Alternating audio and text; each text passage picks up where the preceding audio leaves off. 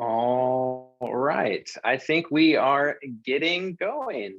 Um, Hi, everyone. My name is Jim Dallke, and I am the senior editor of Chicago Inno. And welcome to our 2022 Startups to Watch event. I'm so excited to be here today, and thank you all for tuning in.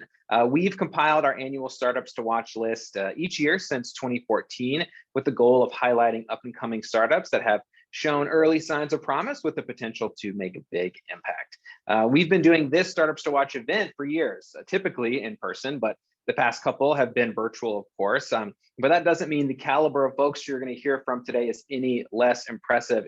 In fact, we have an absolutely stacked lineup today. You'll get to meet a handful of founders from this year's Startups to Watch list, hear from Chicago Ventures partner Lindsay Knight and the Canadian Consulate's David Usher, who are going to talk about issues around talent, future of work, and DEI. And I'll chat with Tock CEO Nick Kokonas about his startup's pandemic pivot and the $400 million sale to Squarespace. Stick with us for the whole hour today. It's going to be a good one. Before we dive into the conversations, for anyone unfamiliar with Chicago Inno, we are part of a growing network of sites currently in 45 markets and soon to be more. And we are committed to covering and connecting local technology startups, growth, and innovation. Chicago Inno covers the local ecosystem via daily stories and our email newsletter. Check us out at chicagoinno.com and make sure you're reading The Beat, our daily email newsletter. Chicago Inno is the best way to stay plugged into everything that's impacting the local innovation economy, from local tech and startup news, funding roundups, founder profiles, and much more. And if you want access to startup news across the country, become an Inno Plus member and get inside information on every single city we're in. Today, if you have any questions for our panel during the event, please drop those into the chat. And if we have time, we'll try to answer a couple. And I would like to thank our presenting sponsor for whom this event would not be possible today, the Consulate General of Canada in Chicago. Global companies choose to shape their future in Canada for its openness and stability, world-class talent, well-developed innovation ecosystem, extensive access to international markets, and strong business foundation. The government of Canada actively attracts global investment and offers support to global business leaders to ensure you have the information and assistance you need to accelerate your corporate expansion into Canada. The Consulate General of Canada in Chicago is your local source for confidential, free of charge, sector-specific market intelligence, business introductions, and site visit coordination. If you want to learn more about what Canada has to offer, we'll drop their Chicago contact information in the chat. All right, let's begin with our conversation first with David Usher, the acting Consul General at the Consulate General of Canada, and Lindsay Knight, a partner at Chicago Ventures, to talk about talent and diversifying the tech ecosystem. Thank you both for joining us. Before we dive in, Lindsay, man, what a year it's been for Chicago Ventures. You guys are stockpiling unicorns over there. What a year 2021 has been. I think you added 4 new billion-dollar companies to the portfolio last year, if my math is right. What was last year like for you guys? Something like that. And we have one of our portfolio companies, Nick, with Tock here. So I'm sure he can give you the inside scoop. It's been wild, it's been good for everyone. The one thing I will say, I think maybe this is the Midwestern mentality, but we're just investing in great people. We're not necessarily the ones going out and building these companies up to unicorn status. So, well, I would love to take the credit for all these companies doing really, really well and growing and scaling and finding product market fit and hiring incredible people. So much of it has to do with the incredible entrepreneurs we've backed. Many of them here in Chicago and kind of scattered throughout the rest of the country. So give them a ton of credit for the grit and perseverance and all the hard work that they've done. I mean, there's a special DNA in entrepreneurs that are in Chicago. So it's been exciting, and we're ready for the next chapters. Totally. And David, I'd love to have you introduce yourself to the group and tell folks a little bit about the Consulate General of Canada in Chicago and what you guys do. Thanks. Well, that's great. You started with some very kind words, and you almost did half my job for me. But it's great to be here today, and I'm excited to participate as well. We're neighbors and friends. The Canada and the U.S. have a very important relationship, and we depend on each other for mutual prosperity and security. We've now got a free trade agreement, updated free trade agreement, the US-Mexico-Canada agreement, the USMCA. And, we remain the largest single market, export market for the US. And for those of you who like statistics, about $2 billion worth of goods and services crosses the border every day, and most of it goes very smoothly. So that's great. But why should anybody listening in today care? Well, Canada has got a great ecosystem for US companies and startups. We have a lot of support for innovation. We have a low cost for doing business. And also, if you're thinking about talent, I think you should think about Canada. Our innovative ecosystem enjoys a large network of accelerators and incubators. It offers mentorship, R&D resources, and VC investment that is easily accessible to US startups seeking to expand to Canada. Some of the accelerators have links already with the US, like Techstars, who runs out of 1871 in Chicago. And we also have Techstars programs in cities like Toronto and Montreal. Similarly, the Generator 8 accelerator out of Wisconsin runs an accelerator program in Toronto. We offer some of the most generous R&D tax incentives to businesses in the G7, and our scientific research and economic experimental development tax incentive is Canada's largest R&D program, providing about 3 billion Canadian annually in cash and non-cash tax incentives. That's not enough. Your firms, participants today can source tech talent with 50% funding offsets from any of our 70 universities, including master's and postdoctorate level for up to 2 years. And these programs offer non-dilutive funding and can cover the costs of up to 60% of software R&D labor costs in Canada. We also are proud that operating costs are lower in Canada. On the average, you're looking at a 10 to 12% fringe employment costs, but $11,000 for an engineer's $100,000 salary, in part because of the differences in our healthcare systems. I can talk, if you let me, Jim, just a bit about access to talent. We've got, if you want to expand your business in Canada, we've got lots of talent that your businesses need. There's 8 Canadian markets: the Waterloo region, Montreal, Quebec City, Vancouver, Toronto, Edmonton, Ottawa, and Calgary, that seem to offer the most tech talent for the lowest total costs. So wages and rent put together out of 50 North American cities. And Toronto alone added over 81,000 tech jobs between 2016 and 2020, far outranking Silicon Valley. Canada is also the most educated talent pool in the OECD, and 60% of our population aged 25 to 64 has got tertiary level education. So if you want to bring your team to Canada, we're here to help you. Our global skills strategy fast tracks work visas that can be secured for employees or identified hires that may be facing H-1B visa challenges, often within weeks of initial application. And a worker's spouse or common law partner and dependent children are also eligible for expedited processing of work and study permit applications. We have no caps or quotas in our immigration system. We aim to grow our population about 1% per year using immigrants. And about 80% of those who enter Canada through work permit become permanent residents or citizens. We're a multilingual society. Les gens parlent français, les gens parlent anglais. We have 2 official languages. Nearly 1 in 5 Canadians speaks more than 1 language at home. And if we talk about Toronto, half of Toronto's population was born outside of Canada. You want me to continue, Jim? If you give me more time, I can fill the airwaves. Yeah, no, that was great. And let's, we'll jump back to you in a second. And David, you had mentioned talent, and Lindsay, I'd love to bring you in and have you sort of talk about that, kind of from what you're seeing in your portfolio.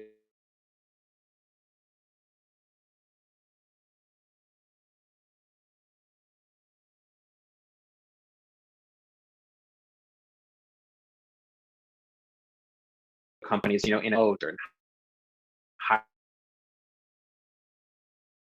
in terms of attracting in an era where it's more important. This is such a hot topic. We have 50 or so companies in our portfolio, and every single person I talk to from every single portfolio company is talking about talent, recruiting, keeping people around, is dealing dealing with the same questions. I think there's a hot talent market. We all know this. Everybody's hiring. Unemployment is very low. It is more competitive than ever, given that, the talent market is truly national, global even. Most companies, at least in our portfolio, are, I think, never looking back to the 9 to 5, 5 days a week in an office. There are variations certainly of how they're thinking about, the future of a physical location, but when it comes to recruiting and, what we think of as work-life balance and perks and making sure that they can meet employees where they are, that is constantly shifting.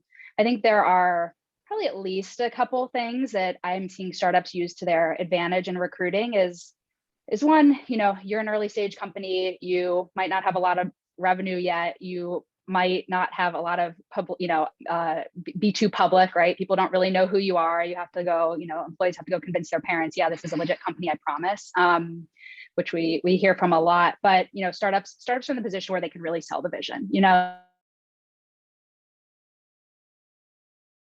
So they can say, look, we are doing this, and finding those employees that are really, really passionate about solving that problem, which is maybe harder to do when you're, Apple, Google, Amazon, whatever it is. Certainly there are lofty goals at those companies too, but at a small company, you have to have the right DNA to come in and have the kind of perseverance to figure things out in the early days. But that you're really going to be able to make a difference. So I think, one, startups should continue to use that to their advantage when they're selling, right? When they're recruiting and bringing on talent. And two, I think they can, we've seen it on our portfolio at least, they get a little creative in some of the perks and benefits that they're offering. Startups are going to have a lot of trouble offering cash comp, even, equity that is going to be equivalent to what you're going to get at a large Fortune 500. But they can say, we are offering, more flexible work environment. We are more conscious about childcare. We understand the fact that you might not do your best work between 9 and 5. You may do your best work between noon and 8, and we're going to be okay with that. We're seeing kind of low cost benefits being offered by startups that can just move a little bit more quickly maybe than big companies. So some of you, I don't know if Inno covered this, but some of you may have seen Project 44, which is here in Chicago. They're one of our portfolio companies. They have this like camper van it's a nice camper van that basically any employee can kind of rent out and go, work from the middle of the forest, the mountains, wherever they want. And it's just a cool, interesting benefit that you find the right person and they're going to say, okay, you know what?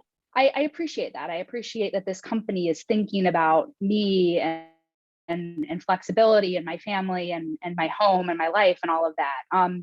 So I think startups should continue using those couple things to their advantage. And then the last couple things are mentioned are just speed and communication and recruiting. I mean, those two things are winning candidates over when we have candidates who are talking to 3, 4, 5, 6 companies and they're turning around in a couple weeks and grabbing a new job. If you can, as a startup, maintain like clear communication, moving people along the funnel, making sure, they know what's going on and moving quickly, I think that'll really help. Yes, we did cover the Project 44 camper van story, which was great. And, not only were employees using that as a chance to kind of get away and kind of decompress, but actually we're doing work from the camper van as well. The company told me that they had one employee, a coder, was shipping code from the Badlands, cool. which I totally loved. I know. Such a big piece of the talent conversation is DEI.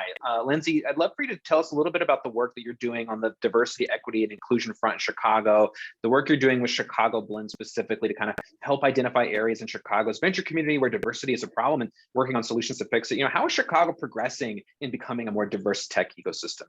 Yeah, I'll try and keep this short, but chicagoblend.org is the organization that Jim referenced. It's a nonprofit I founded about 3 years ago now, basically to help with DEI and Chicago's tech and startup ecosystems. A couple things, one of the missions of Chicago Blend is just kind of track and understand what the makeup of our ecosystems are so that we can kind of plug in specific efforts into those big gaps. So we've done a lot around board work, for instance. We are, and I will tease this, we are launching something new around kind of a scout program in venture. So trying to bring folks who are underrepresented and maybe don't have, kind of the warm introduction into the venture ecosystem, into kind of that community. I think the beauty of Chicago is we're an incredibly diverse city overall. I mean, it is, one of the talking points that everybody touts all the time. The reality is our tech ecosystem does not match the makeup of the city. So we're constantly thinking, as it pertains to early stage startups, how are you when you're a company of 5 or 10 or 20 people thinking about DEI? And maybe it feels very hard early on. Maybe you're hiring from your network. Maybe, you're a white male founder and everybody on your team is a white male too, but you can put kind of initiatives and structure and plans in place early on to make sure as you're growing, you're doing it responsibly, and you don't get to the point where you're 1,000 people and you look around and say, oh shoot, turns out we're not the best company we could be. We're not building the best products that we could be because we don't have a diverse team. So anyhow, companies, and especially over the last few years, as this has been more of a conversation, just kind of a cultural conversation. Totally. And I think we dropped the Chicago Blend link there in the chat too. So definitely give that a click and check them out. David, tell me how Canada is actively working to be a diverse and inclusive startup ecosystem, and maybe mention something that you guys are seeing up north that's working. Well, we're taking it seriously as the government of Canada. We have a diverse society up here, but we need to ensure that those members of different groups have access to Canadian government services. So we work quite proactively to reach out to groups that may not be plugged into traditional government support systems. We also try to work hard with a large range of local partners and contacts and companies here in the US. So when we're working with Matter or MHub, we really work hard to try to ensure that we've got diverse representation from Canadian companies in those organizations, in those programs. The other thing that we're doing as well is related to our free trade agreements. So in the USMCA, but also other agreements that we negotiate, we have chapters to help small and medium-sized enterprises, to help women-owned enterprises, and to help Indigenous-owned enterprises try to get access to the benefits of a trade agreement. So it's not just promoting access to markets, it's also using policy tools to help them get access to the benefits of those agreements. But yeah, it's a work in progress, but it's important. Totally. And, David, as we come to the end of our segment here, I would love to maybe get a piece of advice that you maybe have for a startup who wants to connect with Canada and learn more about, the ecosystem up there. What are some ways or a piece of advice you would give to an early stage founder who wants to get plugged into what you guys can offer? Well, I guess the first advice is talk to the consulate, right? We've already shared Tina's contact information in the chat. Myself and others in the team are here to help you make contacts in the Canadian innovative ecosystem. There's other US companies that have done it. Google DeepMind is now in Edmonton. Twitter's launching a hub in Toronto. Facebook's expanding in Montreal.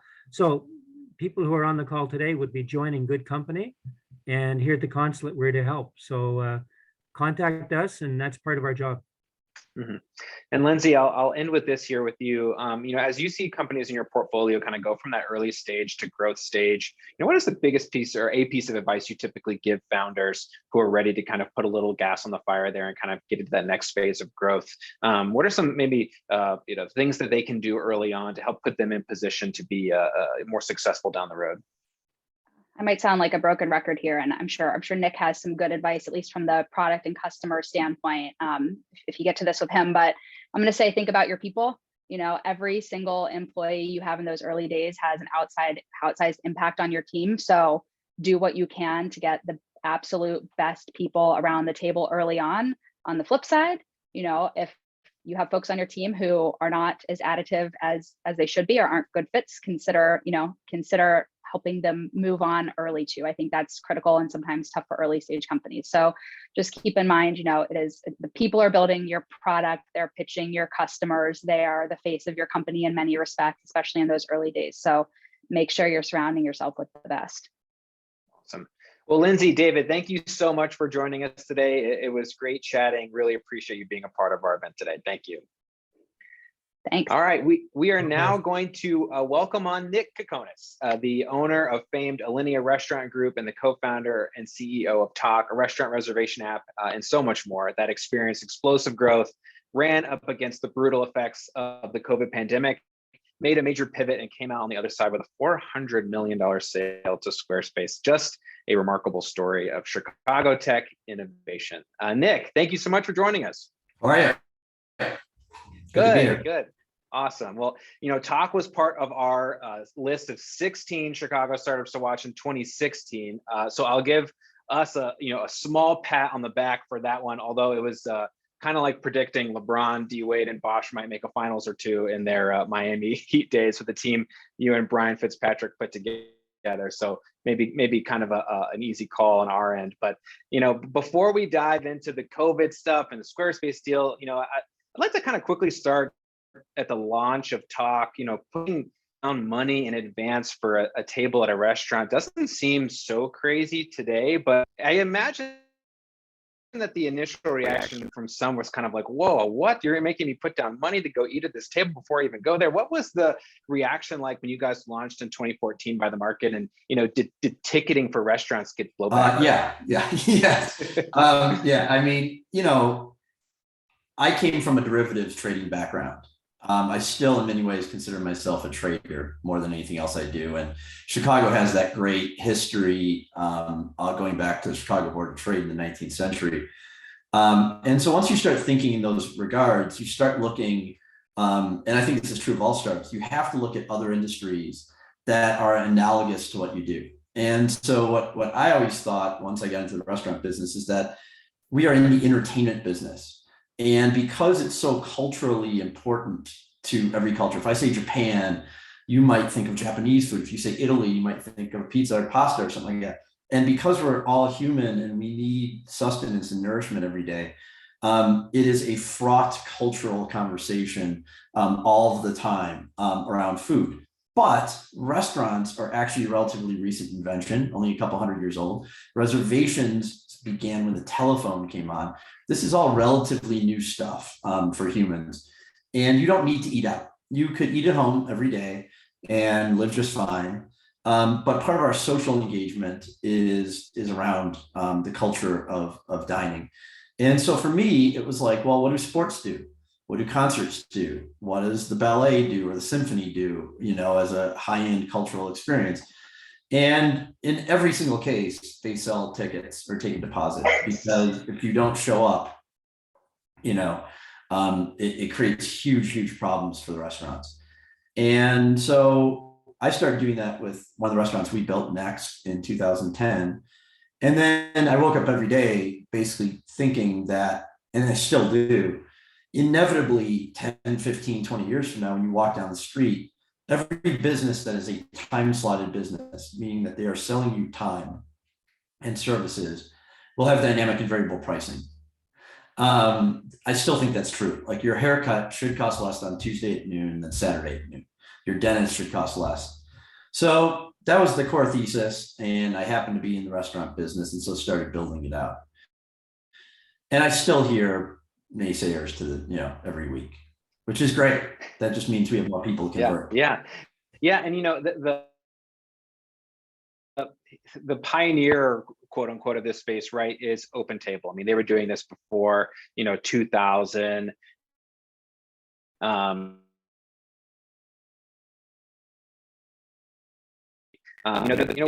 was OpenTable's biggest misstep in your mind?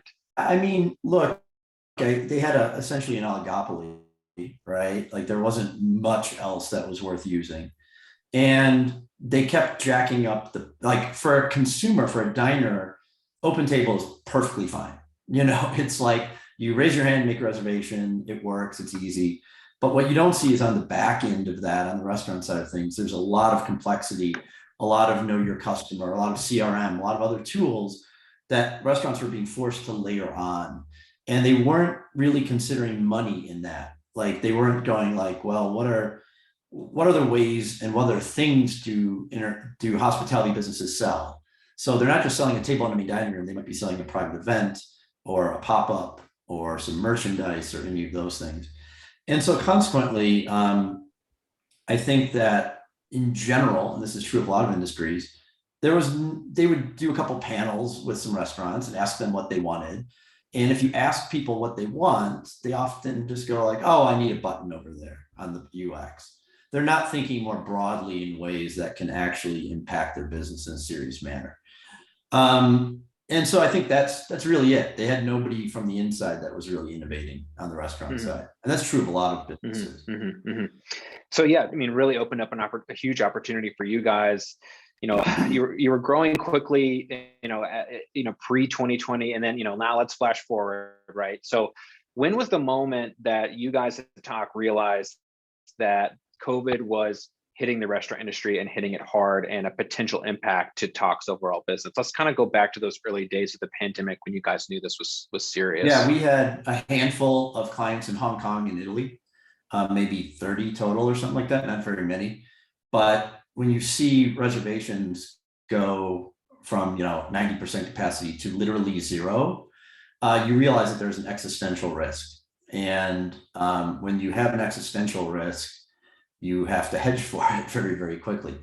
And there's the old saying that history doesn't repeat, but it kind of echoes. Like the last time that we had a major pandemic that looked like this was obviously 1918. That's what we looked back to. And then I talked to some epidemiologists and doctors I knew. And I said, I thought in late February, this was going to be a 2-year problem. And so as a person who owned 5 restaurants and actively still manages all of that, and a software company for restaurants, we saw in Seattle, where the first cases were starting to happen in the US, a downturn in one of our clients there. And we immediately recognized that restaurants that did not typically do takeout or carryout would need to figure out innovative ways to do so. And so we worked with Canlis in Seattle and with my own restaurant, Linea, to build Tock to Go in literally like 2 weeks. So all the usual software development stuff that you do went out the window. And we took the existing code that we had and then overlaid that onto what a robust, safe carryout system could look like for mid to high-end restaurants that typically wouldn't do that. And it just went from there.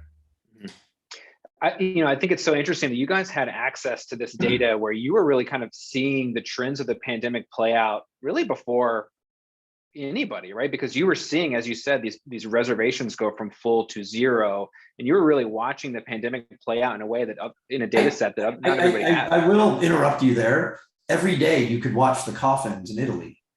And instead, I think what most people do is that when they're confronted with something difficult, they turtle.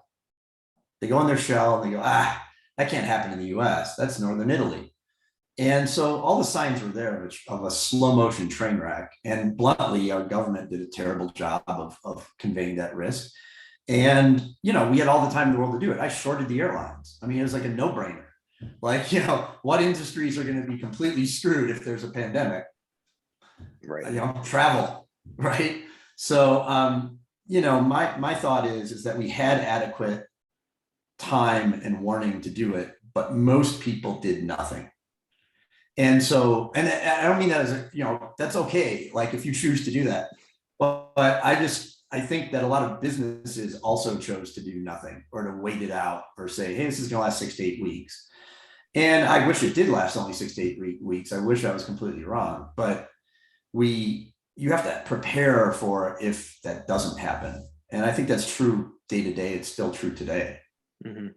Yeah, I was talking to an investor of yours, Jason Helser, over at Origin Ventures, kind of when they closed their fund, and they were talking about your business and the pivot that you guys made to go, and that it really saved the restaurant industry in a certain way, and it saved you guys as well. I mean, it provided a revenue stream for you guys, in a difficult time. You had mentioned how quickly you were able to spin up Tock to Go. Just what was that like, being able to do that in a week or two, right? I mean, was it 24-hour days? Like, how did your team manage to put something like that together so quickly? Yeah, it was the closest thing to being in like a bad tech movie, because it included like meetings of me looking like a crazy person going, we're totally effed, like we need to do something. And the people who didn't believe in it or thought I was crazy, like, okay, you're not on this team. Like I need 10, 15 people that really believe we can build this in a week or two, and that believe it's worth not worth doing, is critical to do. And, I mean, not everyone's going to have a different reaction to that. But yes, we are very fortunate that we have just some killer engineers and designers, and, we had the willingness to sign off on things. We tested it with partners where we wrote this last night, we're pushing it live today. There's a very good chance it doesn't work perfectly, live with it. Now, normally that's not the way we do business, but in the moment there, it felt good, frankly. I've never felt more productive in my entire life. Like, it's like when you're reacting to something that is critical and you have a genuine emergency and time constraint, when you actually deliver that and then iterate on it, man, I wish I could operate like that every day. Mm-hmm. Yeah. And you're offering, revenue streams to businesses that needed it badly. But was the selling point to those restaurants as easy as it sounds? Because I mean, you're working with restaurants that typically don't do takeout, that don't do delivery. Now they need to kind of maybe rethink their menu and kind of rethink how they're going to, get this food in front of consumers. So is it a difficult sell to those restaurants who historically have not done to go? We've got the arc of everyone's reaction. I mean, it was very, very, I don't mean to downplay the difficulty in any way, the difficulty of the restaurants, even for my own restaurants. I had to furlough 350, 400 people and then get their jobs back within 2 weeks. Doing all those things were incredibly emotionally difficult. And, for me personally, we were counseling hundreds of restaurants per week, and every single employee was helping to onboard restaurants. And like you said, it was a 24/7 operation. And so it was really, really tough to do. It was ultimately rewarding because our work went from being interesting, these are interesting problems to solve, to genuinely important. And so I feel like a lot of times keeping a mission and vision statement out there for a startup is incredibly important. You didn't really need it here. It's like everyone kind of knew what the mission and vision was. And, but the reactions you got from restaurants ran the whole gamut, from this is impossible to I can have it going by noon tomorrow if you can. And so, that it was very, very chaotic. Mm-hmm. Yeah. Yeah. I'm curious at how much of pandemic life, the restaurant industry will take with it moving forward. The QR code, for example, this thing was, in some ways the tech comeback player of the decade. It was seemingly left for dead years ago, at least in the US. And now it's been so important into how we navigate life, especially at restaurants, paying the bill, looking at the menu. I mean, is the QR code and sort of similar tech that's popped up during the pandemic for the restaurant industry here to stay, do you think? Yeah, I mean, look, I think payment on egress, people don't generally know this, but my version of why you can't just use Apple Pay on checkout has to do with the entrenched hardware POS systems more than it does with the fact that it'd be a hell of a lot easier to pay a bill via your phone. There are systemic reasons of entrenched old tech that, which is why Apple isn't, on checkout, on payment on egress. People want that payment order flow. QR codes are fine for some restaurants and not fine for others. So I think they'll stick around in some places and not others. I know that I personally don't really love them at a better kind of restaurant. Everyone pulls their phone out. I kind of would rather everyone just put their phone away and be present. So I think you'll see the full range of things. What I do think is that restaurants are too quick to throw away things like the to-go or stuff like that, but that's understandable as well, because right now the staffing issues that you read about are very, very real. And that's the part that frankly, I never would have predicted. There's been a complete dislocation in several industries, including hospitality, of the core workers who are gone for good. They're not coming back. And by the way, it's not necessarily, I think what the press gets wrong is it's not necessarily a pay issue. Our restaurant group starts people out, even as a dishwasher, with 401k and FMLA and healthcare and all those things. Many of people don't look to those as being the critical decision maker in their employment. Unfortunately, I wish they did. So it's like we're now going through a cycle of having to rehire and retrain a whole new set of people industry wide, and that's going to take some time. Someone asked, will the industry jump back to how it was pre-COVID? I can say that demand is higher now than it was in 2019. Like, we see wait lists at all-time highs. We see demand through the roof. What we see are supply constraints, mostly because of staffing. Mhm. So even with the challenges of Omicron, even with the whipsaw of closures and healthcare, health safety provisions and whatnot, the demand from the consumer side is higher than it's ever been. Mhm. And the desire to go back to restaurants is higher than it's ever been. It's just going to take some time and patience to get them back up to fully back. And that's, of course, pending what happens with the pandemic. Right, right. I want to quickly talk about the Squarespace deal. I mean, what an exit for you guys there. What was it that Squarespace saw in Tock? What was that relationship that you guys had where they realized that that was something that they wanted to have as part of their business?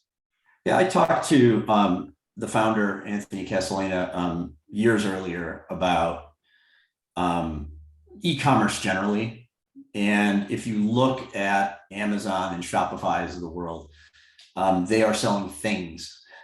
And as I mentioned at the beginning here, we are selling a derivative on time. The services industry is one of those industries that's harder to replace in many ways. Like a brick and mortar retail shop, maybe you can replace it fully with online. You can't really, I've had some Zoom dinners, they're not as good, so we're not going to be replacing restaurants and the service professionals that exist there. We can make them better businesses. And so competing with Amazon and Shopify is very, very difficult. And there's a lot of companies trying to do it. There are very few companies trying to work on those service industries. And Squarespace had success in purchasing Acuity for scheduling. And so it made sense to work with them and talk together to approach e-commerce in a sector which is 4 to 5% of GDP. Mm-hmm, mm-hmm, mm-hmm. Right. A lot of founders, after they go through a successful exit like that, will, try something new. Do you feel like you have the startup itch at some point, or are you kind of, heads down on everything you're working on with Tock and the Lindsay Group and all the above? If I wake up without 4 ideas for a startup, something's gone wrong. Yeah. So, if it were up to me, I'd run the first 3 years of a business sequentially. And I've invested in, I'm going to say 6 businesses since COVID started. And some of my favorite things to do are to, be that angel investor and help guide some of those young companies, because I will say that, like, it sucks getting older, but it's almost the cheat code. Like, youth undervalues experience, and experience undervalues youth and the hubris of youth. So I try to maintain that, that value to someone who says, hey, I really think I can do X, Y, and Z. And I go like, that seems really hard, which is what everyone said to me 11 years ago. Yeah. So I love working on that. And yeah, I've got a couple of startups that I'll probably start in a couple of years. Oh, cool. When you're angel investing, are these all food restaurant type startups, or does it run the gamut? No, almost none of them are. It's everything. Well, 2 of them are. So I'll plug these. Meaty, which is mycelium-based meat alternative, which I think is the best one out there. And Maui Nui Venison, which is a sustainable project in Hawaii, and Made in Cookware, which is a direct-to-consumer brand. I'm huge on direct-to-consumer, just skipping all the middle people. And so those are 3. But I've also invented Zach Kaplan's Inventables, CNC routing and the software to do it, and Bowery Valuation, which is a digital disruption for real estate, which I also think is an incredible area of opportunity, and have talked about it before publicly, and they reached out to me to be the outside board member and investor. So, so I continually invest in companies ranging from 5 guys and gals in the garage to Bowery's, a $400 million valuation company already. Right. Right. So, You know, in a creative environment like yours at Tock and Alinea, I mean, you're going to have creative workers who want to go off and do their own thing. You know, I'm thinking about Emily Groden, who was an in-house counsel for you guys, who went off to launch Evergreen Waffles, which is competing against Eggo with this really great frozen waffle business that actually is in our startups to watch this year. You know, how do you keep people who are really great from leaving, or do you just have to let them fly? no, I most definitely do not. Mhm. I just also let them know that, you know, if you don't wake up every day with your hair on fire naturally, then being an entrepreneur is going to be a very depressing existence because it's definitely not for everybody. And you know, I see all the time, you know, having a logo and an idea is not running a business. Mhm. And so consequently, I just try to be very transparent with what we did and what we continue to do. And both the, you know, everyone looks at the exit, but they forget that, you know, the first few years of growth are, you know, the crossing the chasm bit is very real. And there's like this one chart that I always kept up on the wall, which is the emotional journey of starting anything new. And there's like this like giant chasm of despair. It's kind of like a Monty Python movie or something. But all that's true. And I will say that even though the outcome continues to be very, very good, it definitely didn't feel that way along the way. And you know, my hair's turned all gray and I'm old. So like it's been, you know, from 2016 when we were up on stage and chatted with you all and till now feels like 20 years, not 5. So yeah. Well, Nick, I could chat for a lot longer than this, but we are running out of time for the segment. Thank you so much for joining us. Really awesome. appreciate you being a part of it, and we'll keep an eye out for the next startups that you're going to launch. Thanks a lot. Thanks, Nick. All right, we are now in the last part of our event today. We're going to hear from several of the founders who are on our startups to watch list. Before we introduce them and have them give their spiel, I'll give the full rundown of our startups to watch list. These are companies you can find on the link that we put in the chat. But the startups to watch this year in Chicago are Alchemy, AO Foods, Aquaculture Foods, BetSperts, Clinify Health, The Cumin Club, Cyber Pop-Up, Early Bird, Evergreen Waffles, Klover, Movement, New Era ADR, Pakas, Pichakacha, Presidio, Science on Call, Shopflix, Sifter, Spot, Stacked, Sigma, and Super.tech. We will have the link in the chat there that you can read more about all of those companies.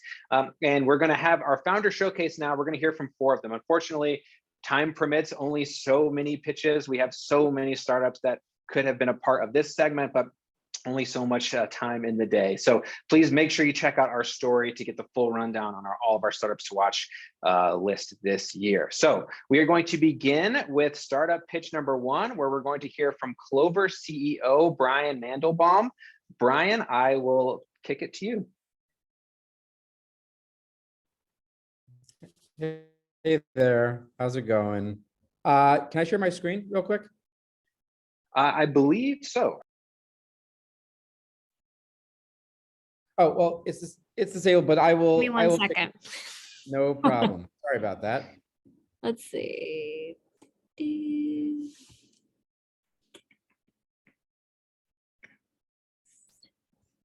Hold on. Sorry.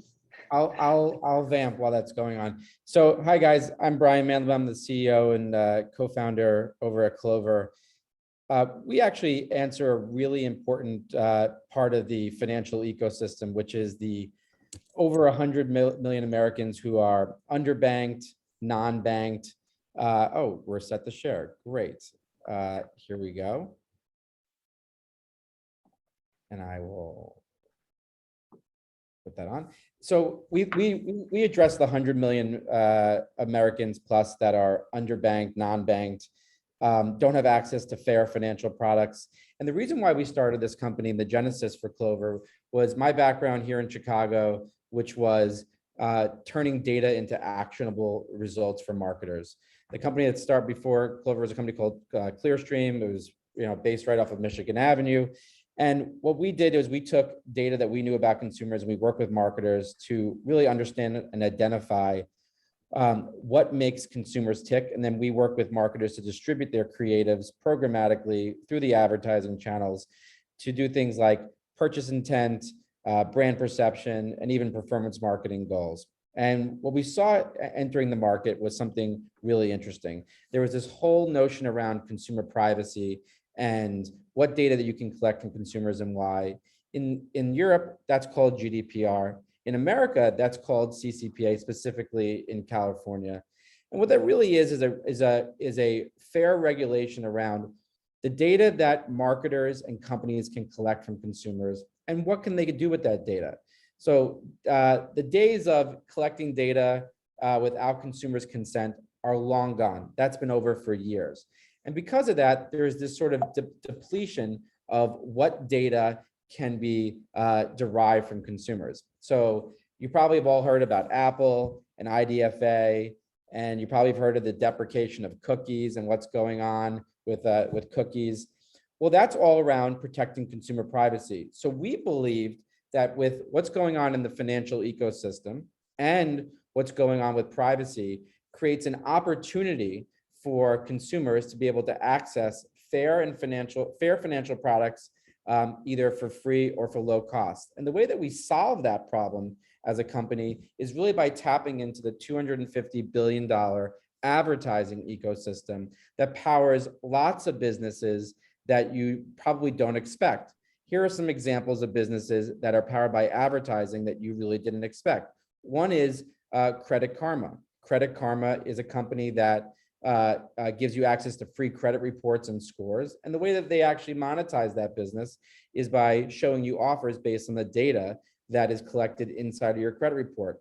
Instacart is a great example of a company that helps you buy groceries and get it delivered, but they lose money on every order that's spent because the way that they truly make money is by connecting CPG companies, beef jerky, soft drinks, deli meat, produce, whatever that might be, and putting that in front of the correct consumers for them to buy it at your local Jewel Osco, Kroger, Whole Foods, etc. So the premise around Klover is really simple. Users proactively opt in and share really unique and intimate, valuable data in exchange for getting free, if not low cost, financial services. Those things are like banking services, so checking accounts, savings accounts, debit cards, free cash advances. So if you're running low on money in between one paycheck to another, you can take an advance out from Klover, and that is completely for free. Also things like credit monitoring, tapping into your tax refund early, savings and discounts tools. All of those things are brought to you by Klover. And all we're asking for in exchange is sharing a little bit of information that really powers these low cost services anyway. So that's things like your debit card transaction data in your checking account, provisioning access to or scanning receipts for where you shop.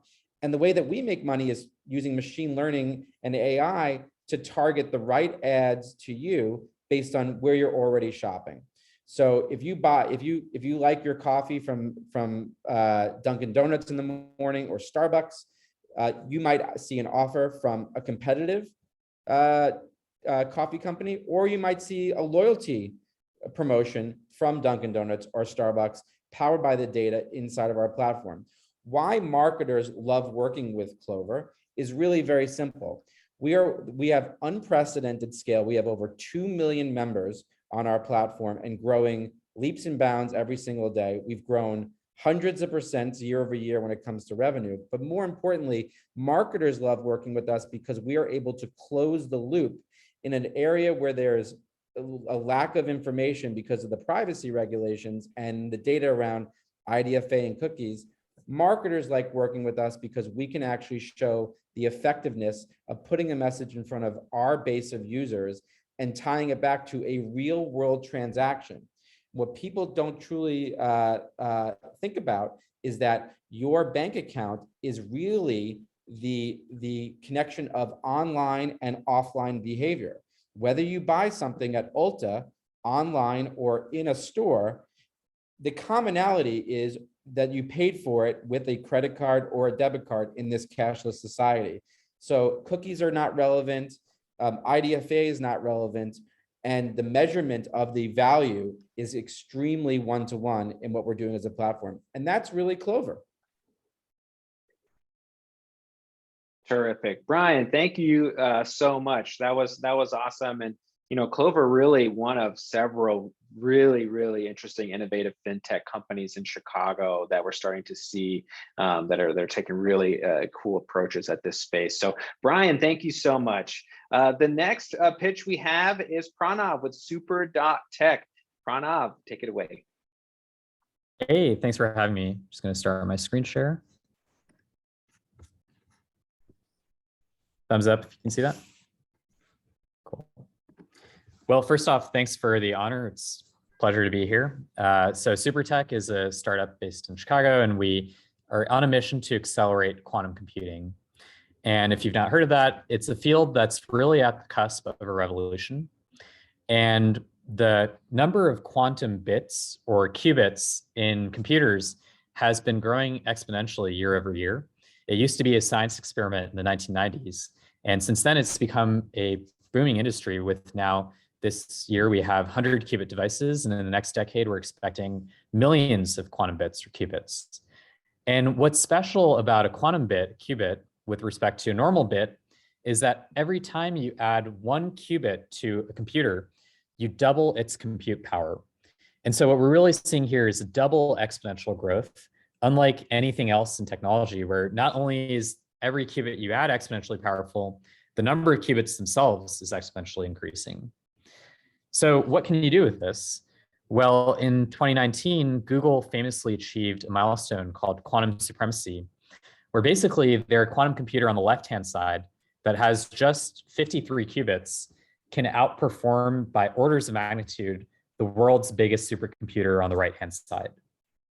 Now that's exciting, but the downside is that there's still a huge gap between the number and quality of qubits that we have today and what we need to do breakthrough opportunities in computing, like designing better fertilizers or designing better vaccines. And it's going to be a lot of years at the current rate of progress in hardware before quantum computing can really achieve its breakthrough goals. And that's what Super.tech is trying to speed up and accelerate. What we do is we build software that aims to accelerate the progress to quantum computing being realized practically with something called cross-layer optimization. And the core technology is this idea that we're re-architecting the compute stack for quantum computers. And instead of having so much abstraction barrier on the left-hand side, we take a shortcut through the computing stack that essentially delivers 5 years worth of progress in quantum hardware, but done virtually through software. And I can drone on about the technology, but feel free to contact me if you want to learn more. What I'll say is that we launched a product in beta in August. And in fact, Chicago, Inno, and Jim broke the story, which is great. And our early adopters have included national labs like Argonne National Lab locally and Berkeley Lab out in California, as well as big companies like Morningstar. The team that's building this quantum vision is myself and my co-founder, Professor Fred Chung, along with we've been able to recruit a team of 9 quantum software engineers and business leaders who are helping us to achieve our quantum goals. So that's Super.tech. Thanks again for this honor. It's a pleasure to be here with all of you. And I'll leave my email address and our company website in the chat in case you want to learn more. Thank you. Awesome, Pranav. Thank you so much. You may not think of Chicago as a hotbed for quantum technology, but there actually is quite a bit of momentum happening in Chicago, both at the lab side, the university side, and then with Super.tech on the startup side as well. So definitely we check out a lot of our reporting. We've done that on chicagoinno.com. Pranav, thank you so much. Our third pitch today is Anne with Aquaculture Foods. She's the co-founder and CEO. Anne, take it away. Thanks for that intro. Really excited to be here. I'm also going to go ahead and just share some slides. So we are Aquaculture Foods. We're creating these really gorgeous whole cut pieces of alternative seafood. Ooh, look at that. Of alternative seafoods. They are fermentation drive with a fungi focus. So we are truly at the intersection right now of food tech and biotech. Currently about 90% of all wild fisheries are categorized as overfished. That is leaving 170 countries with unmet demand for seafood. And on top of that, global demand for seafood is still expected to increase by 30%. So what we are doing is just supplying an alternative seafood option to the immense amount of demand that is already out there. We're targeting part of the $2.7 trillion global meat market. Of that, the size of the global seafood market is closer to about 600 billion rather than the 200 that I have listed here. That's going to be making our obtainable market around 6 billion, and that is assuming a 1% market share or household penetration level similar to that of Beyond Meat. So despite all this opportunity, alternative seafood is still considered a nascent industry. There's no one major player, and that is leaving aquacultured foods in a very unique position to become a household name. We're targeting part of the 126% year-on-year growth rate in the refrigerated alternative protein set. That's because of our unique method of production, fermentation process of our fungi strains, allow our product to maintain its structural and textural integrity in the refrigerated protein set without having any degradation of quality that is often a result of temperature and humidity fluctuations in that set. Plant-based seafood is a market white space. So how we are planning to come to market is with these really gorgeous pieces of whole cut alternative seafood in the form of shrimp, calamari, whitefish fillet, ahi tuna. The opportunity really is endless with this kind of fungi-based proteins. All of our products, they're nutritionally superior. That's because of the fact that they are not processed. So straight from harvest, they are able to retain all naturally occurring proteins, fibers, and micronutrients. They're texturally very familiar to traditional seafood. And how this is done is with our proprietary fermentation technology. We are able to very closely replicate that whole muscle cut appearance, nutrition, and texture of traditional seafood. So in a 100-gram serving, our products have about 80 to 100 calories, 15 to 20 grams of protein, around 10 grams of fiber, and then the rest is water and micronutrients. So something that I'd like to call out is after the fermentation broth is removed, what we are left with is a very pure protein that doesn't have any off flavors. In fact, it has such a neutral taste. It almost tastes like water itself. This is a massive, massive opportunity because of the fact that we don't have to add any chemical masking agents. We don't have to add high amounts of sodium, high amounts of fats, high amounts of sugars. The product itself is a very clean and whole food ingredient. We are able to protect all this with about 3 patents pending right now. We have a path to obtaining about 3 more patents. But the current pending ones include our patenting our method of production and manufacturing, our strains that we're using, and its usage in the food system. And something else that I like to really highlight is the fact that our method of manufacturing is taking advantage of biomass fermentation using stacked trays. And part of the reason this is so exciting is we can completely bypass having to use a CMO, which is right now a contract manufacturer for biotechnology space, because the costs associated with scaling up for a traditional precision fermentation company or many other types of fermentation related technologies in this space are very massive. It's about $250 million scale up for a facility. Because of the fact that we're using our unique form of fermentation technology, it's a very minimal fraction of that cost. So we are very CapEx efficient. It's something that I 100% like to highlight. Also, because of the neutrality and flavor that I've previously mentioned, we see significant cross-category potential for this product, not only with different forms of species of alternative seafood within that seafood vertical, but multiple other alternative protein verticals as well, such as we have the opportunity to dewater this protein and create a chicken cutlet. We can grind it and create an alternative beef burger or chicken nugget. Our products also have the ability, we can blend it or puree it and create something akin to a high protein drink or a yogurt or base for cheese as well. Our products are all going to be first to market in the whole cut seafood form, particularly when it comes to its ability to be marketed in the refrigerated set at grocery level next to the Beyond Meat. Our products are also better for you because of the fact that they have a very short ingredient deck and are minimally processed. So how we plan to make money is by really targeting that food service customer. Currently in the US, about 70% of all seafood is purchased and consumed in restaurants, making that our #1 target. However, it can take significantly longer time in order to be on a restaurant menu for a fast and family casual restaurant. So what our plan is to start off with the high-end restaurant agreements that we already have in place in order to test our products and get that really crucial early adopter, and as well as the early acceptance from high profile chefs and Michelin star chefs and those taste makers. Then what we're going to be doing is bringing the product to the mass market level, because as I mentioned previously, minimal CapEx expense means we're going to be able to, at scale, create proteins that are very similar to traditional seafood, not only in taste, texture, and nutrition, but at scale, we'll be able to get this protein to the market at price parity or better, which is very appealing not only to restaurants, but consumers in general, which is why we also have a retail branded strategy. Everything with our protein itself is going to be about growing the brand value and the brand equity itself. So in food service, we are working to have our name on the menu, and at retail branded, that's obviously going to be leveraging that name recognition as a value added play. We also have significant private label or co-branded partnership opportunities. Our largest one right now is with Migros. It is a proof of concept agreement with the largest retailer in Switzerland to bring our products to market. Our competitors right now, our products are high protein, not processed, very low to no sodium, and absolutely no cholesterol.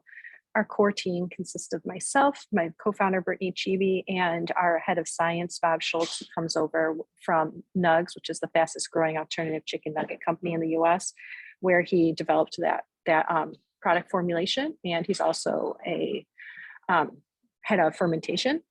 Our advisors include Chuck Muth, who is the retired Chief Growth Officer of Beyond Meat, David Jaggi, retired Global Director of Innovation for Kind, Johnny Carino, who is of King and Prince Seafood, and I have not yet updated this slide, but Ingeborg Gasser-Chris, who is a VP of Innovation for Mondelez. Thanks for your time and letting me share. Awesome. And thank you so much. There's so much food innovation happening in Chicago right now, and I love the approach that Aqua is taking to the seafood space. There's also another company in Chicago called Nature's Find, which is doing alternative protein on the breakfast patties and cream cheese, and they were one of our startups to watch in years past as well, and have gone on to unicorn status. All right, last but not least, our final startup pitch of the day, we have Jordan, the co-founder and CEO of Early Bird. Jordan, take it away. Hey everybody, how's it going? Last but not least, hopefully, presentation. Make mine short and sweet so everyone can get back to all the busy stuff they're doing. So I'm the CEO and co-founder of Early Bird, and we are the simplest and most meaningful way to collectively invest in the kids you love. And so this story all really began with my own problem that I think everybody can relate to in some way or another.